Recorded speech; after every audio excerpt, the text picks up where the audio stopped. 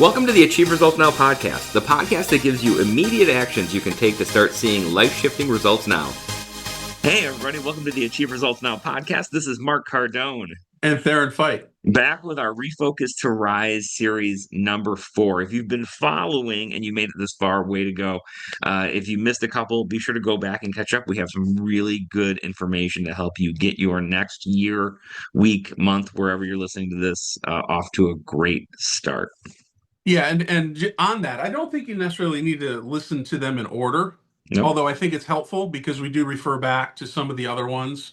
But all of them are important. There's going to be 6, like you mentioned, and all of them, they all tie in with each other. So not doing one versus the other ones, I think you just listen to them all, Yeah. so This And I, one, so this is not financial advice. And when you listen to this, you're gonna hear why, and it's not even tied too much into financial, and it's wealth, but it's investing in yourself. yeah. This is probably one of the main things that I learned early on, and I know you learned early on, and early on meaning just out of high school and even during high school, to invest in yourself. And I don't think this is taught enough, told to enough people, and the importance of it, and really, because you're doing it, and when it's happening to you, you don't really see a lot of results, especially when you're young. And investing is the same way. Yeah. You put, let's say, a piddly $100 a month when you're 19 away. Yeah, what's that? You don't miss it, but it's not growing that much. Yeah. That's 400 and something a month, because of the 4.33 weeks that you have there, right? So, but what happens after that year? Yeah, you got pretty good. But after 10 years, wow, that's huge. That compound interest happens. Yeah. Well, investing in yourself is really the same thing. Is even the first year you might see some good results, but it's after 10 years of doing this consistently, that's really when the magic happens for you. Yeah, and when we talk about this, it's funny. I remember, kind of when I didn't have anything and I was just starting out, I remember people saying, "Well, invest in yourself." And I would go, "Well, with what? Like I have no money to Yeah, invest in myself." right, And right, right. I think the great thing about investing in yourself, and one of the things that I learned, kind of through years of being a business owner, and I know you have too, is this is really how if you want to be a higher value earner or a Yep. person who makes more money, one of the best ways you can do that is by making yourself better at certain things. Yep. And investing in yourself, whether it's just for general self-improvement, for fitness, or for Hmm. whatever, Hmm. like, yes, you can spend money on a coach, you can spend money on books, you can spend money on courses, but there's also a lot of free ways to do it. Yep. And I remember literally, mopping floors, when I was trying to pay the bills in those early years of my company Yeah. and listening to YouTube, audio just Yeah. to learn stuff to get better. Right. So I think this is a really good topic that's going to sit with a lot of people. And I don't really think it matters how old you are. Let's say Yeah. you're in the middle of your career or even towards the end, investing in yourself. And let's say you have enough financial not to have to work anymore and you can retire. Well, I think this is still important to do, right? It's still important because what's your next stage in life? What are you going to do next? I was just talking to a student and I'll share his name with you later, that started with me 30 years ago, and he trained for about 18, 20 years with me. Great guy, and he retired from his current job several years ago and become a consultant, and he's working for himself and he's loving it, and it's like a new lease on life because he gets to make decisions and he gets to say no to people he doesn't want to work with and yes to people he does want to work with, and just have a great impact in his field. That's what we're talking about. That's he's reinvesting in himself. He's very highly educated and he's working on educating even more to make himself more valuable and wanted as a consultant at in his 60s. That's awesome, Yeah. right? What is that going to do? What does that do to his mind? That keeps him fresh. He's not retiring and sitting on the couch and doing nothing. And then we've all heard horrible stories of people that retire and then within a year they're dead. Hmm. you know um, Why is that? Mostly it's because they didn't have a purpose anymore. Their work and their job was their purpose. Yeah. Maybe their kids are grown, maybe their kids are all over the place. They don't get a chance to, or maybe they have no kids. But refocusing and investing in yourself is one of the keys to keep you going. Yeah, absolutely. So, getting into step one, because really, this is, probably one of the hardest things to do, but we're gonna eat the frog and get over the first one, is Yep. identifying what your current capital is. Right. It's really about making your own balance sheet and an audit of Yep. the assets you already have, Yep. because you can't really plan what to do until you know where you are. So number one is really, auditing those hard and soft Hmm. skills, looking at yourself. What are you good at? What abilities do you have? What Right. skills do you have? Like what? And I love this just from a gratitude perspective. Like, what do you love about you, man? Yeah. Yeah. what do you have? What's going for you? Yep, yep. I love it too, right? And then the number two of this bullet within this first one is identify what are your high yield assets that you have? What are the top two or three things that are giving you the biggest return? And it could be monetary return, or it could just be where you're making the biggest impact in other people's lives. What are the two or three things that you're really good at that just seem to happen for you? And you can say you're natural with it, which I think there's something to that. But most people that are like a professional athlete, yes, they have to be genetically really, really good to be at that high level, but they also work their tail off to Yeah, get there. None of them just sit around and don't put the work in. yeah, So you need both. And this is kind of the same thing, identifying those top two or three things and then work at them, make them even stronger, make them world class. So everybody around you in your industry or wherever you're working aren't any better than you. You're the yeah. best at it. And it's funny. Like if you were really like if you had if you're listening to this and you had a really easy time identifying the things you're good at and what your high yield assets are, you're going to struggle with this next part. But Ah. if you Yeah. struggle with the first part, you're going to be really good at the second part. And Right. and that's Good point. unfortunately that's where most people like Yep. live, and we're going to work through that. But it's about finding your liabilities and what you're not great Hmm. at, what you need to improve on. Right. I know one of my, like one of my high asset skills is I am enthusiastic, right? Like I know that's one of Hmm. my high yield assets that I have. Hmm. Yep. But I also know one of my low ones is I'm not super organized, Yep. and that's something that I am constantly working on getting better at. But, being honest with, what are your liabilities? What are the gaps in Hmm. knowledge that you have? And again, not to make people feel bad, but we need to lay it on the table so we know what it is. Yeah, and if you get big enough, you can hire somebody to do the things you're not good at. I mean Right. that's what that's the whole idea behind that. Get an Yeah. assistant, and even if it's part time, it doesn't have to cost you a lot of money. Hmm. Um, that helps you keep organized. That can get you and keep you focused on the things that only you are good at and you're the best at. And that's how you grow a business. That's how you grow your life. That's why picking a great partner in life is so important because you want somebody that complements you. You don't Yeah. want somebody that's exactly the same skill set as you.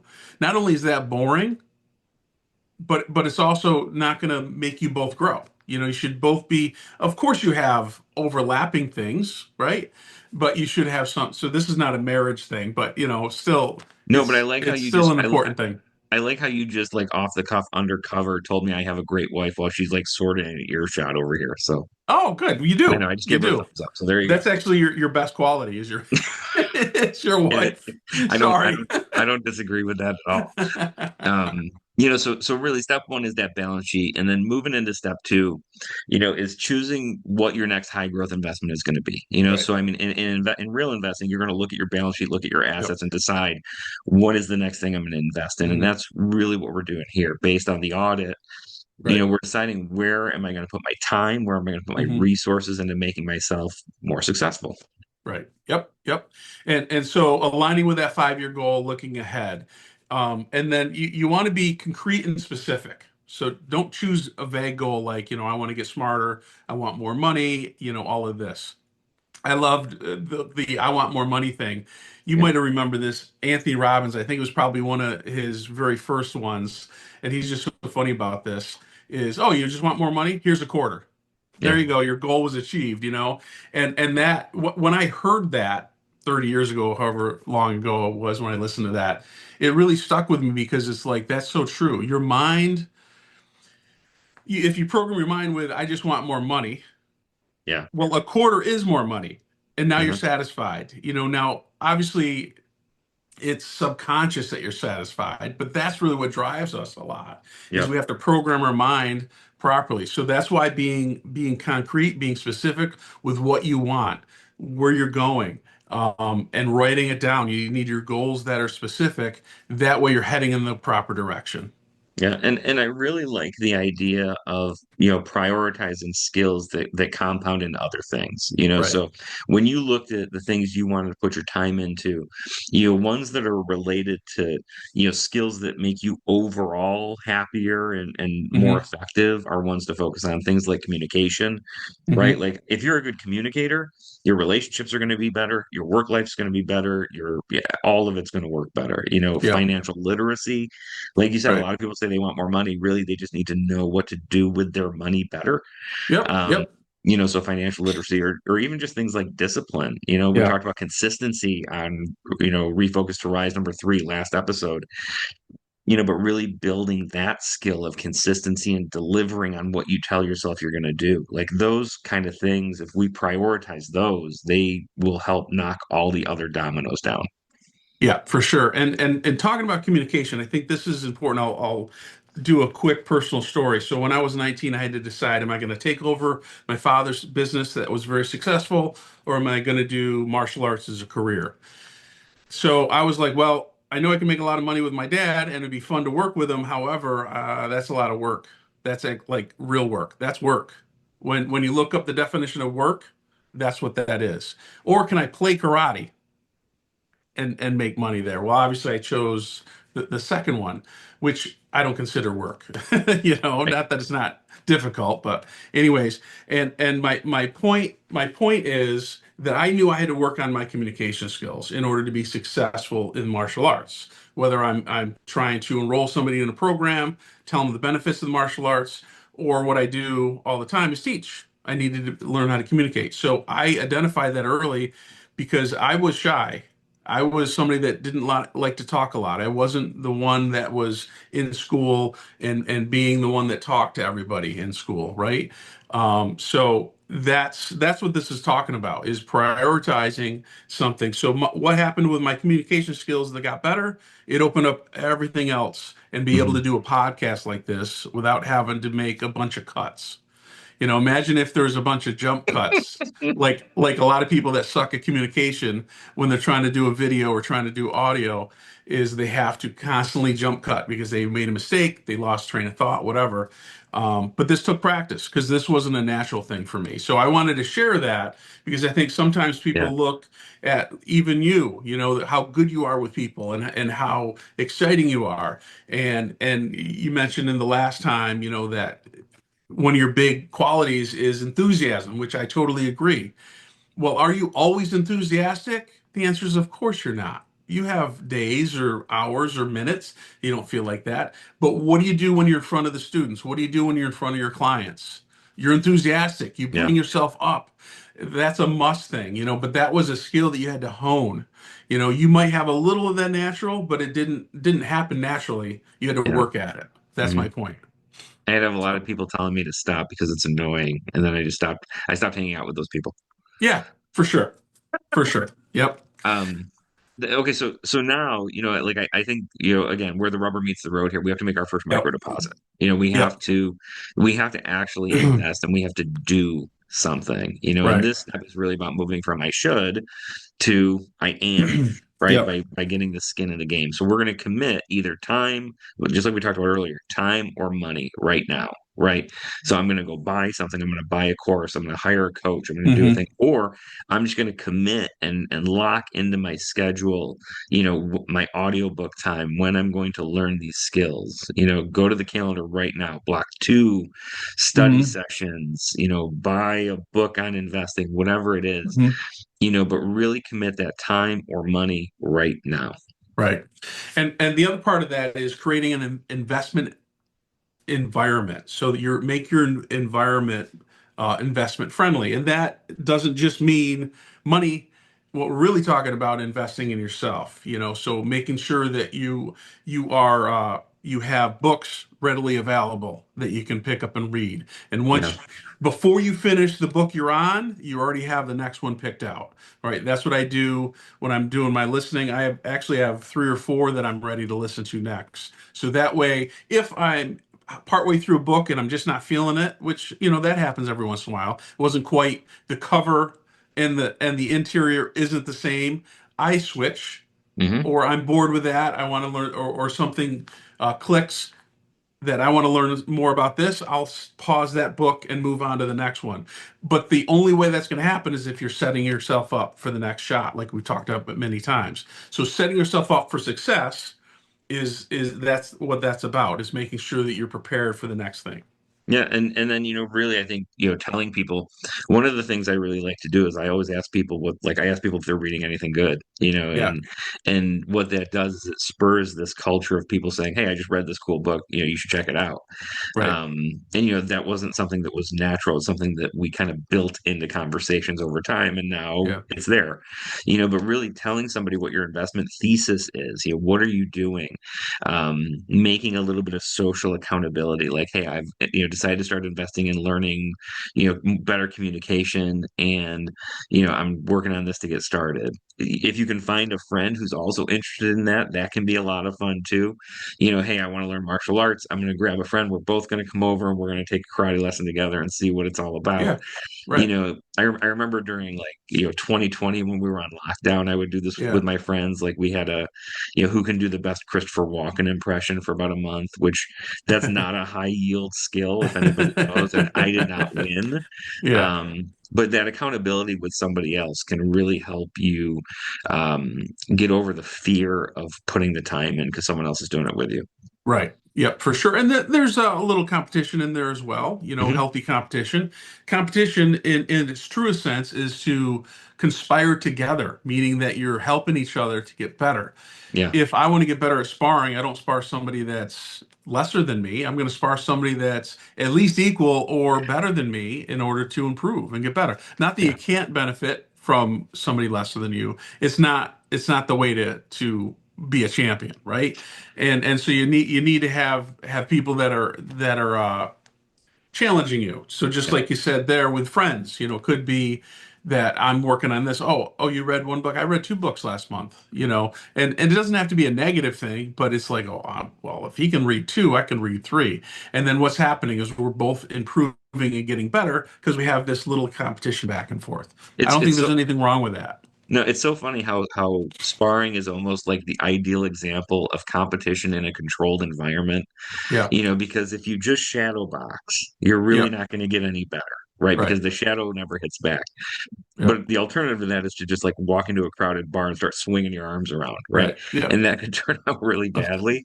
Yeah. So, make sure the people who you're holding yourself accountable to are, people who care about you, people who want to work with you, Yep. who can have that fun competition with. So, I mean, I think Yeah. that's such a great analogy. Yep, yep, for sure. All right, let's review. So step one was identifying your current capital, and we're not talking specifically about money, although it could be that, but we're really talking about what are you good at. So auditing your hard and soft skills, identifying what are your high yield skills, what are the top two or three things that you're the best at, and then also this is the hard part, like we said oftentimes is find out your liabilities. Now, Mhm. sometimes it's the easy part because you're not good at the part before by identifying your good things. So one of them is going to be difficult for you. So that's why it's important to do both. Yeah. And then step two, we're going to choose our next high growth investment. So we're going to look at our 5 year goals. We're going to be concrete about what those goals are. We're going to be very specific about what our outcomes are that are what. More money is not an outcome. More Hmm. money is a quarter, right? Right. We're really going to be specific. And then we're going to prioritize those compounding skills, things like communication, things like financial literacy, things like Hmm. discipline, those skills that are really the core, the things we talk about on this podcast almost on a weekly basis. Like those skills are what we're going to really prioritize. Right. And then the third one is make your first micro deposit. So commit to either time or money or both. right? So, what are you going to deposit there? Create an investment environment. So, setting up your next shot so that way you're successful. And then tell somebody, this is what I'm working on. This is how many books I'm reading. This is what I studied today. Somebody that you trust, you can bounce ideas back and forth, and also maybe create a little healthy competition that's going to raise you both up to the next level. Absolutely. And that wraps up this episode of the Achieve Results Now podcast, Refocus to Rise, number 4. Be sure to go back, listen to some of the other ones we've done, 1, 2, and 3, along with any other podcasts. Share this with somebody who would benefit from it, and we'll see you on the next show. Thanks, everybody. Thanks for listening. Hop over to our website at www.achieveresultsnow.com to get your free copy of our book, Ignite Results, 4 specific daily actions to help you achieve results now. You can find us on Facebook at facebook.com/Achieve Results Now. Thanks for listening, commenting, and subscribing. Now get out there and achieve results now.